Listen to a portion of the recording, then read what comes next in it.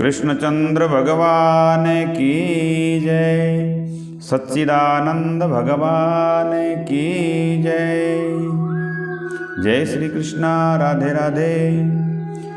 नारायणं नमस्कृत्य नरं चैव नरोत्तमं देवी सरस्वतीं व्यासं ततो जयमुदीरयेत्। कृष्णाय वासुदेवाय देवकीनन्दनाय च नन्दगोपकुमाराय गोविन्दाय नमो नमः। बोलिए नारायण भगवान की जय। आज कार्तिक मास के अंतिम दिवस की कथा है और आज तो कार्तिक मात्यम का उद्यापन कैसे करना है यह विधि बताई गई। राजा पृथु पूछने लगे, हे महाराज, हे देव ऋषि नारद जी, आप कृपा करके कार्तिक मात्यम व्रत का विधि उद्यापन विधि बताइए। तब नारद जी कहने लगे कि आप ध्यान दे करके सुनो।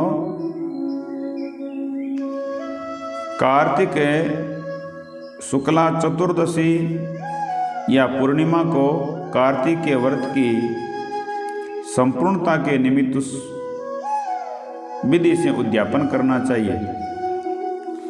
इसके लिए घर की शुद्धि के लिए घर में गोबर का चौका लगावे, गोमूत्र छिड़के अथवा तो और जहाँ तुलसी जी का मंडल है, जहाँ तुलसी जी आपके घर में विराजमान है, वहाँ पर मंडप बनावे और पुण्यशील सुशील जय विजय नाम रखे। तुलसी के चारों ओर लिखना चाहिए और तुलसी के समीप सर्वोभत्र चक्र बनावे, कलश रखे और श्री लक्ष्मी नारायण की सोने की मूर्ति बनवावे और मंडल बना करके उसके ऊपर भगवान को विराजमान करे और मंडल बनावे। नवग्रह 10 दिक्पाल, पंच लोकपाल आदि स्थापित करे। कुल देवी गणेश और अंबिका को स्थापन करना चाहिए और फिर स्वस्ति वाचन करके गणेश विष्णु देवताओं का षोडशोपचार विधि से श्रद्धा से पूजन करना चाहिए। खुद करे नहीं तो किसी योग्य ब्राह्मण से पूजन करवाना चाहिए। भगवान को सुंदर पीले रंग के रेशमी वस्त्र पहनावे और षोडशोपचार विधि से पूजन करके और अनेक सामग्रियों से आवाहित देवताओं का हवन भी अपने घर में करवाना चाहिए और उसके बाद में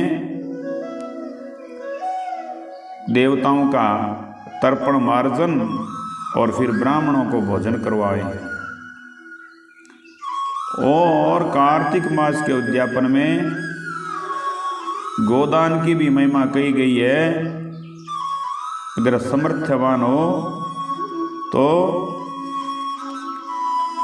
गाय की पूजा करके और गौदान करें और बहुत अधिक हो तो ठीक है, नहीं तो एक ब्राह्मण को 6 पत्नीक भोजन करवावे और ब्राह्मण और ब्राह्मण पत्नी दोनों को वस्त्र, आभूषण, बर्तन और दक्षिणा देकर के संतुष्ट करना चाहिए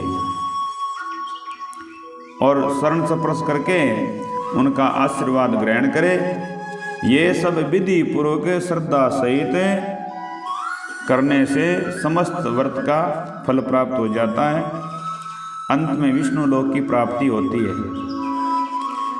तो जो कार्तिक मास में व्रत की कथा कार्तिक मात्यम को जो सुनता है, कहता है, तो उसको भी व्रत करने के समान चौथे भाग का फल प्राप्त होता है। इसलिए इस प्रकार से कार्तिक मास का उद्यापन करना चाहिए। और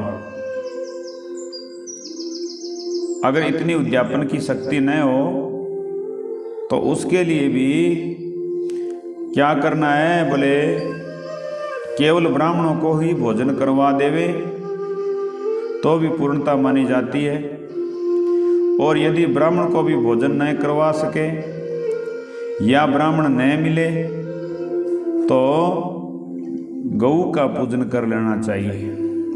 गाय की पूजा करनी चाहिए और गाय के लिए ही गाय को ही घास, खड़, गुड़ इत्यादि देना चाहिए। और पीपल का भी पूजन कर देना चाहिए। वट का पूजन कर सकते हैं, आंवले का पूजन कर सकते हैं, बेलपत्र का पूजन कर सकते हैं। इनमें से जो भी वृक्ष हो उसकी भी पूजा कर देनी चाहिए। इस प्रकार से कार्तिक व्रत का उद्यापन करना चाहिए। बोलिए कृष्णचंद्र भगवान की जय। तो इस तरह से कार्तिक के व्रत का उद्यापन कर देना चाहिए। और बोले जब समय मिल जाए और अवसर हो तो उसी समय कर देना चाहिए, क्योंकि धर्म के कार्य में देरी नहीं करनी चाहिए। इसलिए कहते हैं काल करे सो आज कर, आज करे सो अब, पल में प्रलय होएगी, बहुरी करेगा कब, बाद में कब करोगे। इसलिए दान पुण्य जो भी करना हो सो कर देना चाहिए समय में। और कुछ लोग सोचते हैं बाद में करेंगे, तो बाद को किसने देखा है। एक समय का एक प्रसंग है बड़ा प्यारा। एक दिन धर्मराज युधिष्ठिर जी महाराज के पास एक ब्राह्मण कुछ याचना करने के लिए आया, मांगने के लिए आया। तो युधिष्ठिर जी उस समय किसी काम में बिजी थे, लगे हुए थे। तो मांगने वाले से कहा कि आप कल आ जाना और जो आपको वस्तु चाहिए आप कल ले जाना। जैसे ही वो मांगने वाला याचक दरवाजे से बाहर निकला, गेट से, महल से बाहर निकला, तो सामने भीमसेन जी मिले। अरे ब्राह्मण देवता, आप किस लिए आए? बोले भैया मैं आया था कि कुछ धन मुझे मिल जाए, लेकिन युधिष्ठिर जी ने कहा है कि आज नहीं, आप कल आना, आपको कल दे देंगे जो आप मांगेंगे। इतनी बात सुनते ही और भीमसेन जी ने उसी समय चारों ओर सैनिकों को कहा कि अब दुदुबिया बजाओ और जय जयकार करो। ऐसी दुंदुबी बजने लगी मानो किसी पर विजय प्राप्त कर ली हो। तो चारों तरफ हौला मचा कि किस पर जीत हासिल की है। ऐसा तो कोई प्रसंग नहीं था, भीमसेन ने ऐसा क्यों किया। सभी पूछने लगे, अरे भीमसेन जी आपने आदेश, ये विजय दुंदुबी कैसे बजवा दी, ढोल नगारे कैसे बजने लगे, किस पर विजय प्राप्त की है। तो उसी समय भीमसेन बोले कि हमारे भैया युधिष्ठिर जी ने काल पर विजय प्राप्त कर ली है और उनको पूरा विश्वास है कि कल तक काल उनको स्पर्श नहीं कर सकता। कल तक वो निश्चित रूप से जीवित रहने वाले हैं। इसलिए उन्होंने एक याचक को, एक ब्राह्मण को कल आने के लिए कह दिया। इसलिए उन्होंने काल को जीत लिया है। इसलिए मैं विजय दुदुम्बी बजवा रहा। आहा, उसी समय युधिष्ठिर जी महाराज भीमसेन की बात को समझ गए और उन्होंने कहा अरे भूल हो गई, क्योंकि कल का क्या भरोसा है और सचमुच कल किसने देखा है। इसलिए उसी याचक को फिर बुलावा भेजा, वापस बुलाया और वापस बुला करके और तुरंत कहा कि अरे महाराज आपको जो चाहिए आप ले जाइए, क्यों कि कल किसने देखा है। शुभस्य शीघ्रम, शुभ कार्य को शीघ्र ही कर देना चाहिए, कल पर नहीं छोड़ना चाहिए। तो सत्कर्म को कभी कल पर मत छोड़ो, उसे अभी और इसी समय कर देना चाहिए। बोलिए कृष्णचंद्र भगवान की जय।